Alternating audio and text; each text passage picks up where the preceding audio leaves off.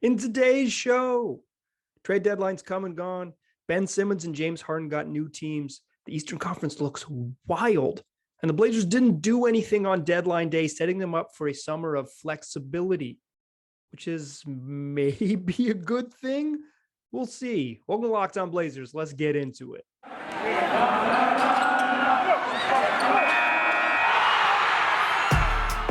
You are Locked On Trailblazers, your daily Portland Trailblazers podcast. Part of the Locked On Podcast Network, your team every day. What up, world? It's your past first point guard and Trailblazers reporter, Mike Richmond. You're listening to another episode of Locked On Blazers, part of the Locked On Podcast Network, available wherever you get podcasts, as well as on YouTube. If you haven't subscribed to the YouTube channel, check it out. Go subscribe. I'd appreciate it. Thanks for making the Locked On Blazers your first listen every single day. It's free on all platforms, 5 days a week, coming at you every single weekday. The only daily Trailblazers podcast. So get on board and tell your friends to do the same. In today's show, we're talking trade deadline. This is Friday's show, and the trade deadline was Thursday. A whole lot of action happened. None of it included the Trailblazers. The Blazers already made their moves last week, and we'll talk about where they're headed. But let's open the show talking about some fireworks, a legitimately massive, league-altering trade that maybe we saw coming. Certainly, we've discussed it in kind, or discussed its specifics in a previous show, yesterday's show. Ben Simmons, along with old friend Seth Curry, headed to the Brooklyn Nets in exchange for James Harden, Paul Millsap. Nets get a couple of first-round picks out of the deal. And you could make a case that both teams got better. For my money, this is a better deal for Brooklyn. James Harden wanted to get out of there, played his way out of there, maybe threw a fit his way out of there, as he's becoming very good at. Man's elite at going to a specific city. He's becoming a great skill of his, great in isolation and great isolating himself with a certain team until he gets to go play somewhere else, play in a new city. I think Brooklyn got better in the long term. In the near term, maybe a little bit worse. They're still without Kevin Garnett. They're definitely without Kevin Garnett. He hasn't been a Brooklyn Net in a while, but without Kevin Durant, who has a MCL sprain and is out indefinitely. Kyrie Irving is, by the city of New York rule, not allowed to play home games. That could change, I guess, in the nearish future, but it doesn't look like it's going to happen this week. And Ben Simmons hasn't played basketball since June. So they got a long way to go, but that seems good. And Ben Simmons fits that team better because he doesn't have to be the second offensive guy. He doesn't even have to be the third offensive guy. He can just do what he does, run a variety of pick and rolls, play some defense, and avoid shooting in the fourth quarter like all hell while Kyrie Irving and Kevin Durant take over. The Nets are kind of a mess. They're in 8th in the East right now, but I think it's hard to know what the deal is with Kyrie's vaccination status and what that means, what that will mean heading into the playoffs. But if Kevin Durant's healthy and you got Ben Simmons, they also got Andre Drummond in that deal. I didn't mention him, but I should have. Big important part. He becomes probably the best center on their roster, unless it's Ben Simmons who's actually the best center on the roster. Like, the Nets are good. This was a championship level team yesterday. They're a championship level team that's maybe a little better, just a better fit, better defenders. More switchable defense. The Nets are going to be really, really good. They're going to be really, really good if all three of their best players were healthy. They're going to be really, really good if all three of their best new players are healthy, and Ben Simmons fits there. I think it's reasonable to think that it's going to take Simmons a little while to get going, and his warts will still come out in the playoffs, but no superstar could better complement Ben Simmons' specific warts than someone who can just go score the way that Durant can. And if you were to pick another guy, it'd probably be Kyrie Irving right up there, if not the departed James Harden. On Philly's side, this is a risk. You're giving up draft picks. You're giving up Seth Curry, who's been really, really good for them. I called him the second best player on their team not too long ago on this very podcast. It may have been too hot of a take because Tobias Harris played really well since I said that. But it's, he's good. And Andre Drummond takes a little bit of their depth away behind Joel Embiid, but it clears some way for my man B-Ball Paul to play. So maybe it's a blessing in disguise. But James Harden at his peak is, he's an all-star this year and is deserving all-star. He's been, he's been fine. He's been loafing a little bit. And if he stops loafing and gets himself in, let's say, playoff shape, he's going to be good because Joel Embiid is an MVP. If they stagger those minutes and every single minute that Joel Embiid's on the bench, if James Harden's in the court, Philly's going to be really, really good. And this was the biggest trade in years at the deadline. It just a massive, massive, massive trade. Two all-stars, James Harden, like a Hall of Famer. Ben Simmons was maybe on Hall of Fame track. I can't imagine him making the Hall of Fame now, but like maybe on Hall of Fame track prior to whatever went wrong in the summertime for him. Two very, very, very good players, two very good teams, two teams if we're lucky, dear listener, if we're lucky, they'll face each other in the playoffs. But my takeaway from this is one, fun, player movement, pretty fun. This particular trade, fun. Two takeaways. One, this is bad news for the Blazers. We'll talk about this at the end of the show, but if the Blazers were going to get Ben Simmons, they kind of needed him to still be on the 76ers. I think that dream died now that he's a Net. You never know. You never know. But I think it would have been better news for the Blazers if Ben Simmons did not get traded today. Him getting traded today, as I mentioned on yesterday's show, it's probably bad. It's probably bad news. The Blazers were, have some flexibility to absorb a Ben Simmons type, a disgruntled player on a big contract.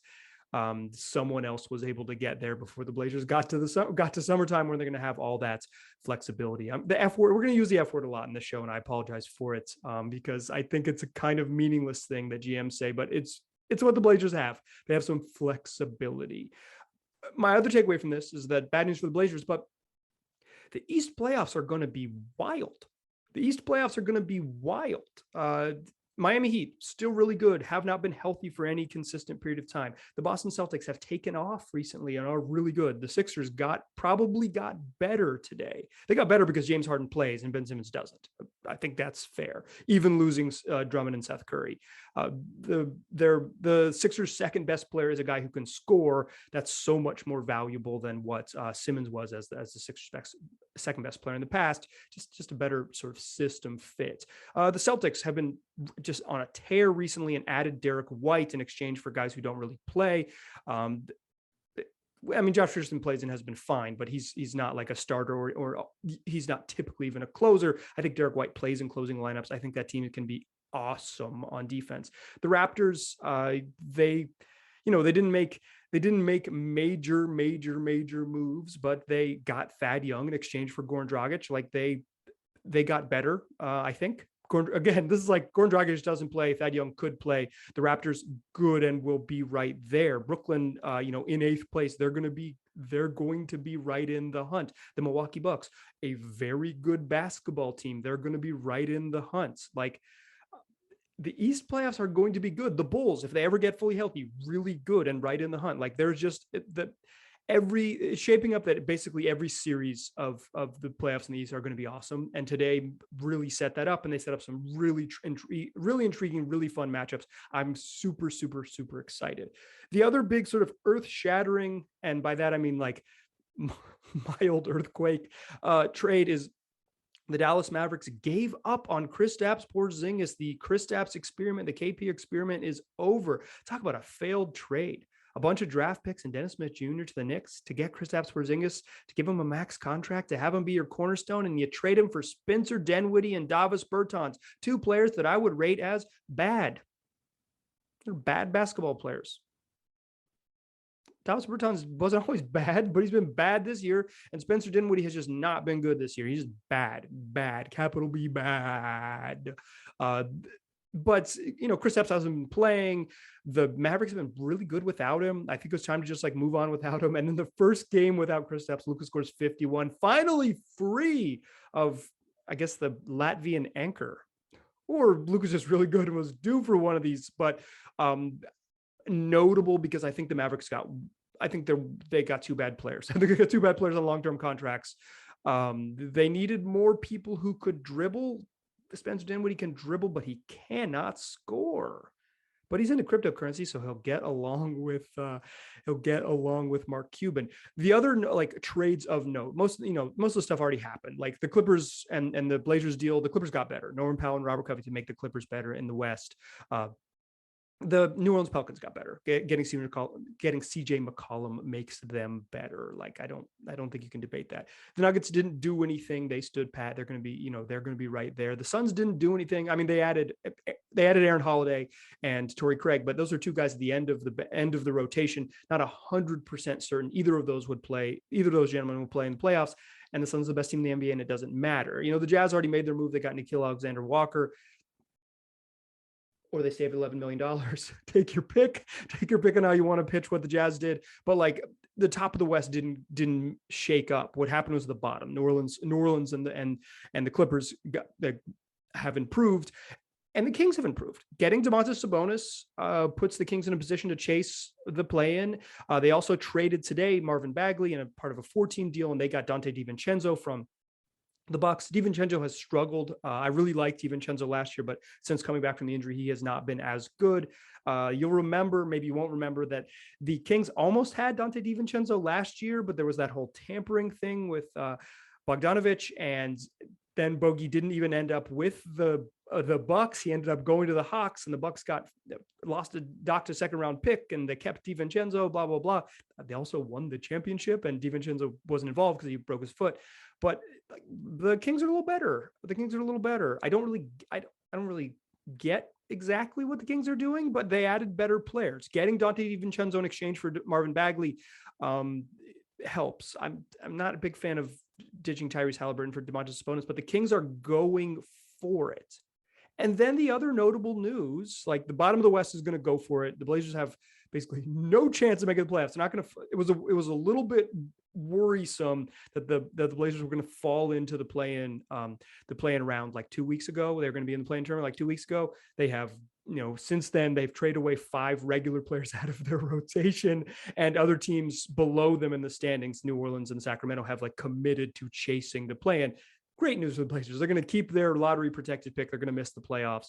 They were going to do that anyways, but the other teams guaranteed that they would. And the other notable things that happened was in large markets, bad teams, the Los Angeles Lakers didn't do anything, literally nothing. And the New York Knicks, literally nothing, 0 moves from the Lakers and the Knicks, nada at the whole deadline. Those two teams headed the wrong way. I'll remind you that the Lakers last season, before LeBron James hurt his ankle, were the best team in the West. They were really good. And then they fell to 7th in the West, and they mocked the Suns while Andre Drummond was posting up, and they've been cursed ever since. That little mock post up, or Andre Drummond mocked the Suns while LeBron was posting up, but the mock post up, it cursed the Lakers. They've been bad. They've been bad ever since. They didn't do anything, standing pat at the trade deadline. The Blazers made a bunch of moves. They're one of the teams that really, really went for it, but they didn't do anything today. So what I want to talk about in the second segment is where the Blazers stand after today. I think the East is going to be really fun. I think the bottom of the West decided to go for it, and the top of the West largely didn't change very much. And so that leaves the Blazers, who are below the bottom half of the West. They're one of the bad teams in the league, intentionally so. So where do they stand after the dust has settled on the trade deadline? Let's talk about that. But first, let me tell you about betonline.net. It's a big betting weekend. This is Friday's show. So if you're listening to this before Sunday, well, guess what? This is the Super Bowl. That's a big old football game, the championship to decide who is the best team in the National Football League. It's a great event to bet on. All types of props, all types of odds. You can do live in-game betting. Obviously, you can bet a million different ways before the game starts. But if you don't want to bet on the Super Bowl, you don't want to bet on football, you can bet on pro and college hoops, you bet on hockey, you can bet on all the Olympic events, you can bet on combat sports, you can bet on soccer, you name it, they got it at betonline.net. So why don't you head on over there today and check it out? That's BetOnline, where the game starts. Today's show is also brought to you by Gresham Family Law. When you're faced with a big decision that could affect your family and your future, remember that you don't have to face it alone. Gresham Family Law has your back. From helping you prepare for a successful marriage, to protecting your home, to preserving your legacy, and ensuring that your last wishes are honored with respect, Gresham Family Law is proud to provide holistic family law representation and counsel in areas of family law, including divorce, custody, probate of wills, estate planning, and bankruptcy. So call Gresham Family Law right now. That's 503-465-9900. And you can set up an in-person consultation at their location at 1217 Northeast Burnside Road in Gresham, or you can set up a socially distanced consultation, either via Zoom or over the telephone. Home visits are also available for certain types of clients and certain types of cases. Visit GreshamFamilyLaw.com for more information. All right. Let's keep it rolling on this post-deadline show. The Blazers didn't make any moves. They already made their moves. Last week, a week ago, they traded Norman Powell and Robert Covington for a somewhat underwhelming haul. Then earlier this week, they traded CJ McCollum and Larry Nance Jr. and Tony Snell to the New Orleans Pelicans. They waived Cody Zeller. They made their moves beforehand, but today was a chance for them to maybe make some other moves. Like there's been a lot of speculation about Eric Bledsoe's future with the team. He wasn't on any of the Clippers injury reports. He shows up in Portland. He's magically on all of the Blazers injury reports. He's being held out for an inflamed Achilles and, not even dressing out for games, not even available in emergency situations. He has a partially guaranteed contract for just under $4 million next year, and he's currently making $18 million. So he's conceivably could be part of a trade. $20 million is about that. You think of that as about the going rate for a starter in the league, and maybe Bledsoe plus stuff could have netted the Blazers something. He didn't go anywhere. I think there was some speculation, not on this podcast. I think we were pretty clear here that Yusuf Nurkic wasn't getting traded, but I think around the league, like if you're listening to maybe more national coverage and other spots, I don't think I really heard it locally very often, but that Nurk could get traded. But I think that wasn't really in the cards, and certainly the Blazers did not make that move. I think there was some thought that Josh Hart, who flew 5 hours across country and then didn't play in the Blazers game on Wednesday evening, there was some speculation that maybe this is a little bit suspicious and they're going to trade him too. And certainly I'm sure that the Blazers listened to offers for or discussed offers for like literally every non-Damian Lillard player. And hell, they probably even listened, like someone calls them and says, what's the package for Dame? Not interested to talk later. Bye. Like everybody. So, but the like what didn't happen here is that the Blazers didn't move Eric Bledsoe. They didn't move any of the assets they had acquired. And real quick on those assets they acquired, I screwed something up yesterday's show. I said that the Blazers didn't acquire picks in 26 and 27, second round picks in the swap with New Orleans, the trade with New Orleans. I was wrong about that. I misread the press release and it was corrected by someone today. And I appreciate their correction. Useful to get this stuff right. I make mistakes on this podcast relatively often, but usually I say fourth quarter when I mean third quarter, or I say rebounds when I mean assists. Those errors, I apologize for. I don't want to make mistakes, but it's a solo show. Sometimes I'm free flowing. I say the wrong thing, but I don't want to give you the straight up wrong information. So here's the correction on those picks. In the trade with the New Orleans Pelicans, the Blazers did indeed acquire 2 second round picks, a 2026 second round pick that they owed to the Pelicans in the Greg Brown trade comes back to the Blazers. And in 2027, the Blazers just straight up get the Pelicans pick. So in fact, now in both of those, in 2026, the Blazers have a pick where they didn't. And now in 2027, they have 2 second rounders. That's not going to come up for a while. It's probably not going to mean anything to you, but I wanted to get it right. The Blazers did get extra second round picks, and that gives them a little around the draft. Having future second rounders allows you to make moves a little bit easier. Those are good things to acquire in a trade. So my bad. That's a mea culpa. My bad. I apologize for getting that wrong. And I hope if you were losing sleep over that or a little bit confused, now you know. The Blazers do indeed have some surplus second round picks. One other thing on the Blazers front is that they went for it. In fact, Joe Cronin spoke to the media after the trade deadline passed.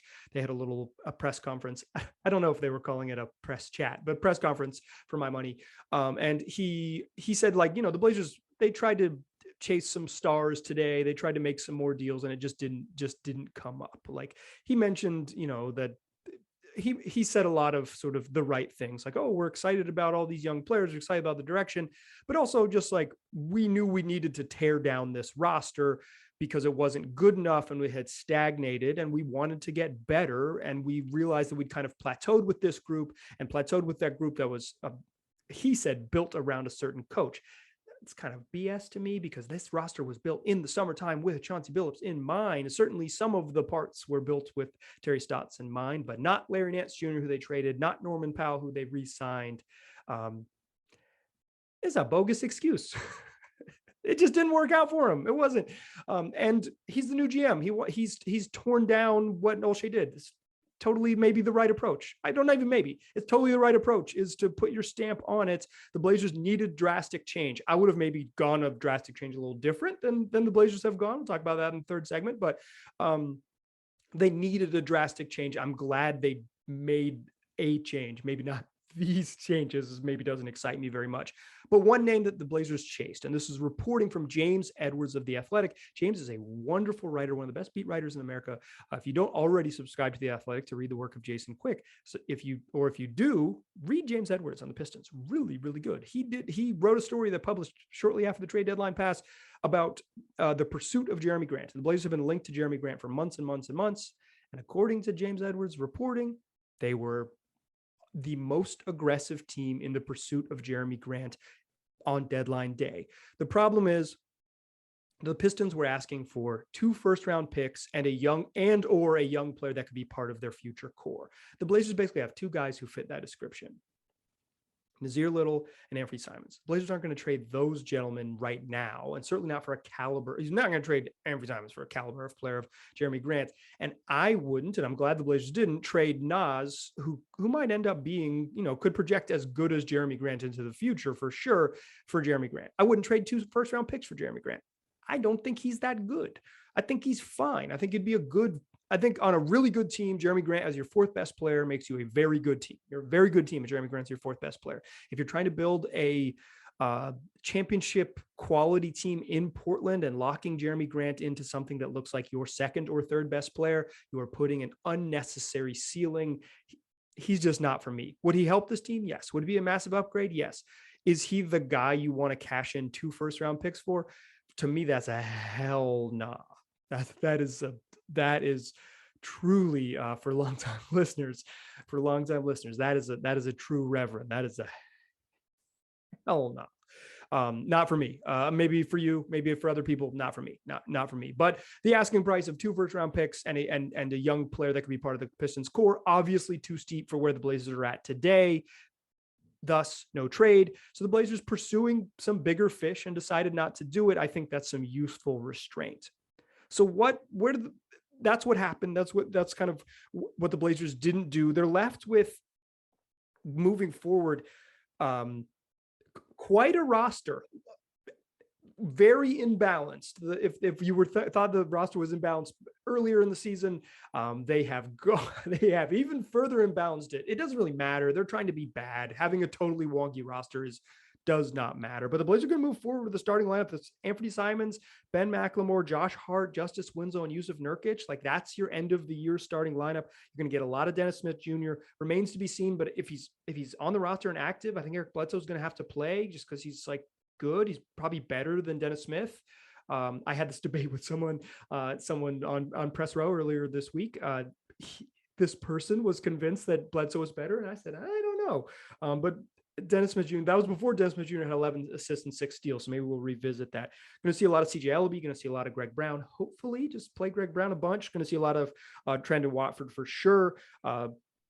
Then the end of the bench is kind of curious. Keon Johnson, who the Blazers acquired from the Clippers, he still is dealing with an ankle injury. You're not going to see him till at least after the All-Star break, and we'll see what happens with him. Elijah Hughes, a 6'5" wing who the Blazers acquired from Utah in the trade that got them Joe Ingles and a second-round pick from the Jazz. Ingles is not going to play. He's probably never going to show up in Portland. 34-year-old coming off an ACL tear. I know Joe Cronin mentioned his bird rights. They're happy to have him. I bet you are. Lioness Joe. Cronin's coming here.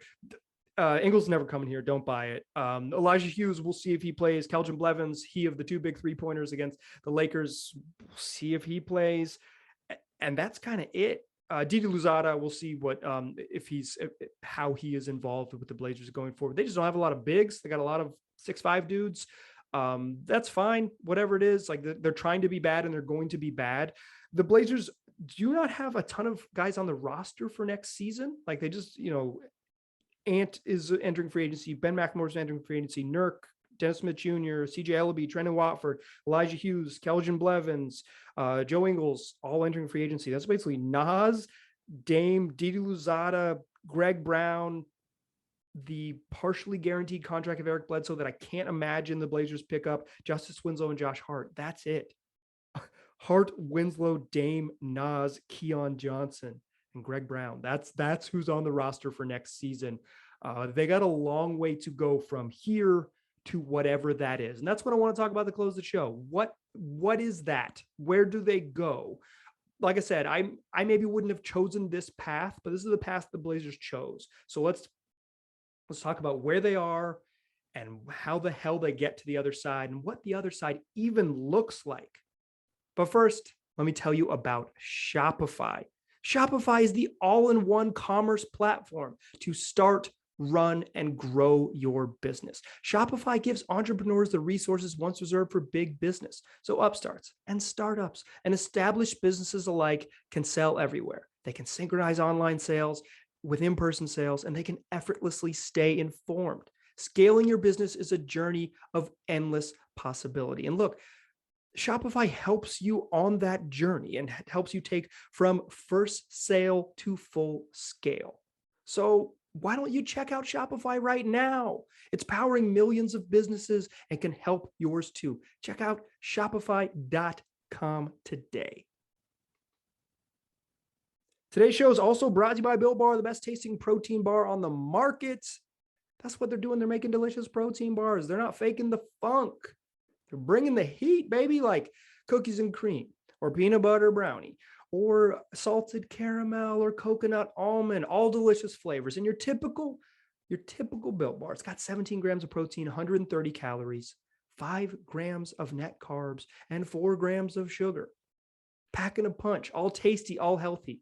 Go get yourself some. Go to built.com, use the promo code LOCKED15, get 15% off your next order. That's promo code LOCKED15 for 15% off at built.com. Still a pass first point guard. Still Mike Richmond. You're still listening to Locked On Blazers. We talked about who the Blazers have left. What are they doing, you might ask? And I think that's the question. I think the vision is clear. I don't think like the what are they doing is easy to suss out. How are they going to do it is the really tricky part. So what are they doing? Let's if it's easy to suss out, let us do that now. The Blazers are prioritizing flexibility. They're prioritizing a chance to be bad now. They have a lottery protected first round pick that they owe to the Chicago Bulls. Very important for them to miss the playoffs. They've set up a team that is not talented enough to make the playoffs. They're going to check that box. They also are owed a pick from the New Orleans Pelicans that if the Pels miss the playoffs and they do not get a top 4 pick, if it's between pick 5 and pick 14 in the NBA draft, New Orleans Pelicans will send their pick to the Blazers. Portland has a very realistic path to having 2 top 10 picks in the NBA draft, 2 lottery picks in the NBA draft this summer, and somewhere between about $15 and $30 million in cap space. The free agent class in 2022 is extremely underwhelming. So the Blazers are not stockpiling cap space in order to sign free agents. They're not going to sign Zach LaVine. They're not going to sign DeAndre Ayton. They're not going to sign Brad Beal in free agency. It's just not going to happen. It's not going to happen. I'm not even like, I'm not sourced reporting that. I'm giving you just I'm logicking it out. That's not going to happen. There's no chance. If you need me to say per sources, I'll say it right now.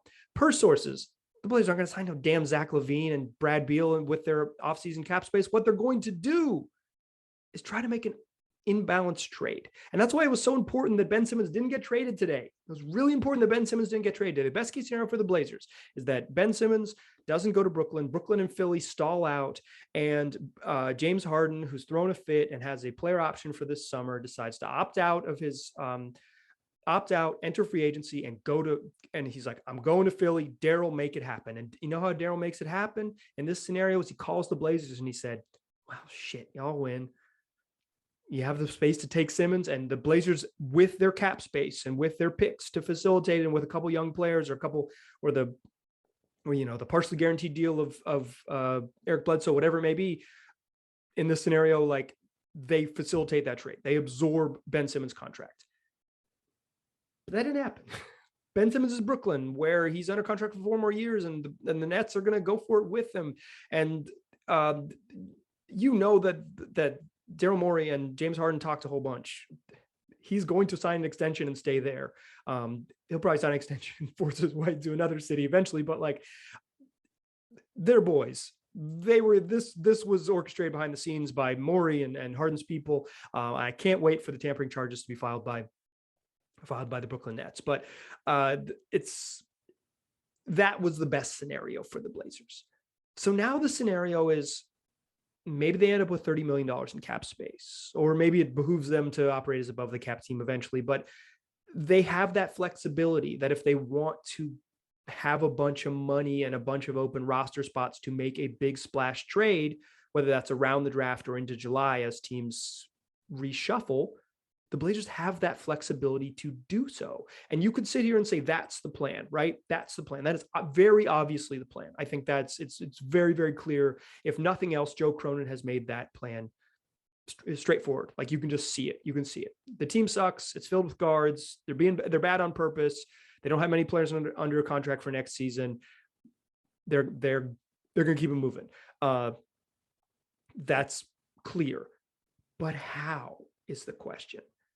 And I don't see a necessarily easy how. You could sell me on it if Simmons was still a Sixer. But now what you're waiting for is another star to become disgruntled, or another star to become unsettled, maybe, as opposed to disgruntled, or a team to flame out in the playoffs and decide that they need a new direction. And I will say this, between now and the draft, and then again in free agency, a lot can happen, a lot can change. That's two whatever roster reconstruction windows they're going to open and close and allow the Blazers to make their move.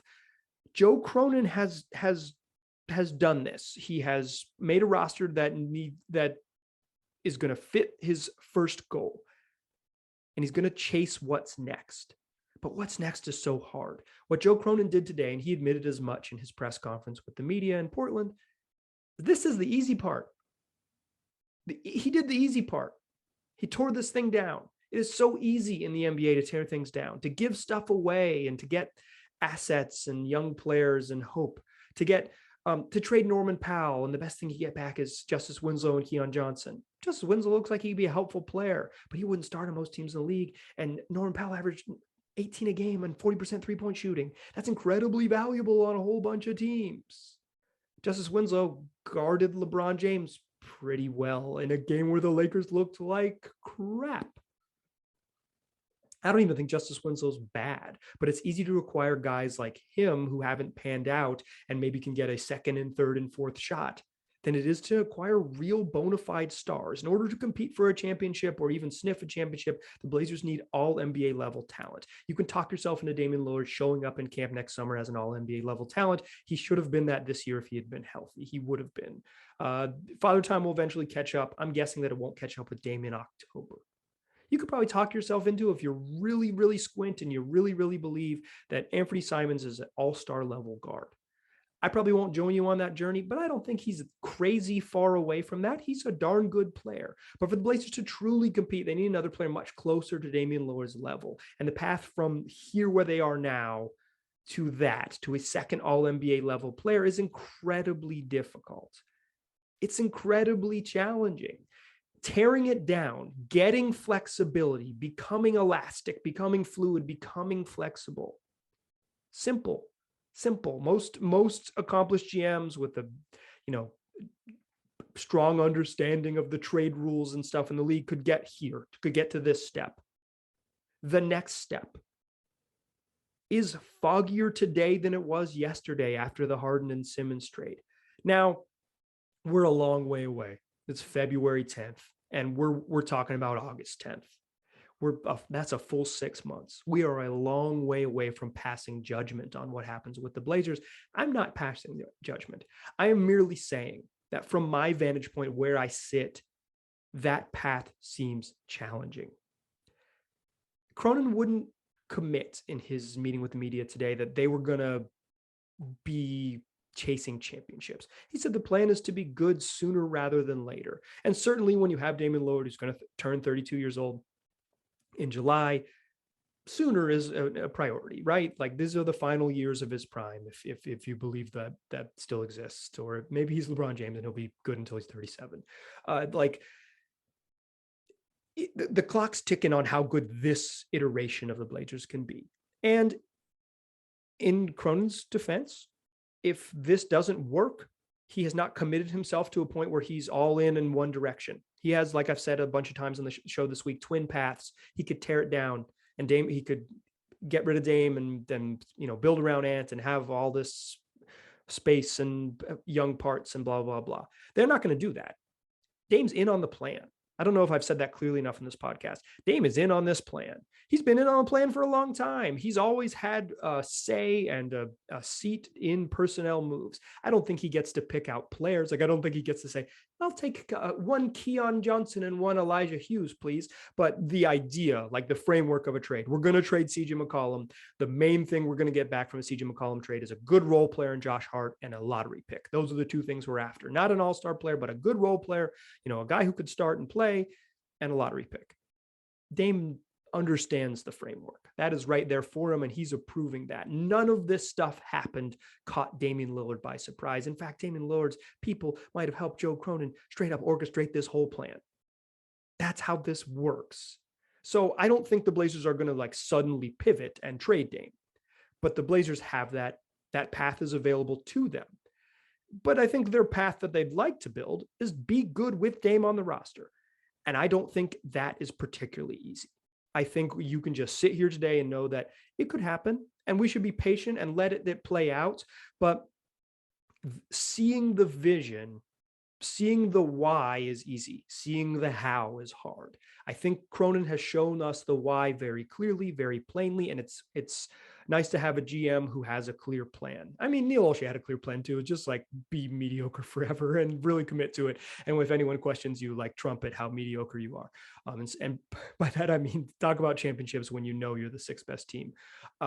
It's nice to have it's nice to have a new face in there, just because the Blazers need to freshen up this whole thing. I'm glad that they moved on from Dame and CJ pairing. I'm glad that they have, in some ways, totally charted another course, but the course is not clean. And the challenge for Joe Cronin is to land this ship somewhere. Are they going to be a 2-year plan to get good? Seems like it doesn't make sense to be as good as, to be, okay, we're bad again, a full year being bad with Damian Lillard on the roster, and then try to get it pumping again when Dame's 33. I think they got to go for it this summer. I think they got to, I think they really have to, if they're committed to doing this with Damian Lillard, and this means attempting to win an NBA title, I think they got to go for it this summer.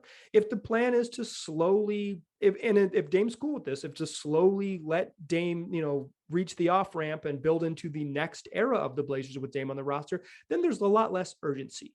But I can't imagine Damian Lillard is comfortable with that. The whole idea he was preaching all last July was a real chance to really go for it. And if he's in on this plan, which I'm certain that he is, I don't think that's changed. He wants to go for it again. And so going for it means acquiring high-level talent. And the Blazers' path to getting high-level talent, while obvious that it will come via the trade market and via, moving around draft picks, it doesn't seem super clear. It's going to be a challenge.